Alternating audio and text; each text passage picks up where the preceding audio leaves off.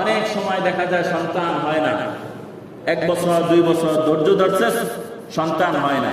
গেছিল পীরের কাছে, শুনছে অমুকের কাছে গেলে একটা বিধি কি সব ওকে, যাওয়ার পর ঠিকই কি হয়েছে, সন্তান হয়েছে।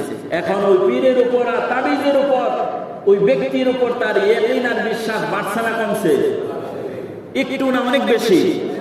যখন তার ওই তাবিজ আর কবিরাজের উপর তার ইয়াকিন আর বিশ্বাস অনেক বেড়ে গেছে, তো আপনি এটাও জেনে রাখেন আল্লাহর উপর তাকওয়া আর ভরসার লেভেল অটোমেটিক কমে গেছে।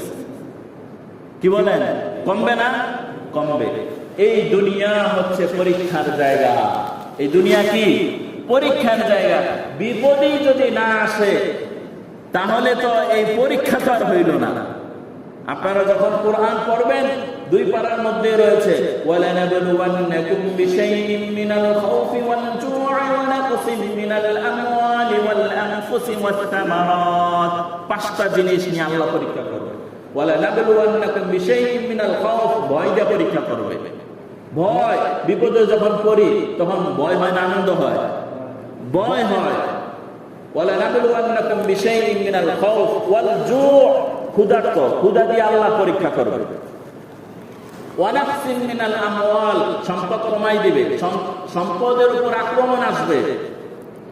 ওয়াল আনফুসি, নিজের জানের উপর কি আসবে, আক্রমণ আসবে। ওয়াত তামারাত, ফসলাদি, এগুলোর উপর কি আসবে, দুর্যোগ আসবে। আসার পর ওই ব্যক্তি পেরেশান, ওই ব্যক্তি কি হয়ে যাবে, পেরেশান হয়ে যাবে। তো আল্লাহ তাআলা এই আয়াতের পরে বলেন ওয়াবাশশিরিস সাবিরিন, ধৈর্যশীলদেরকে সুসংবাদ দিয়া দাও। সুবহানাল্লাহ। এই যে 5টা জিনিসের কথা বললাম, এটা আমাদের জীবনের অংশ। কি বলেন ভাই? জীবনের যদি অংশ হয় তাহলে ধৈর্য হারা হলে হবে? এটা জীবনের অংশ। জীবনের অংশ যদি ধারণ করতে পারেন আর তাহলে আল্লাহ আপনার পক্ষ থেকে সুসংবাদ।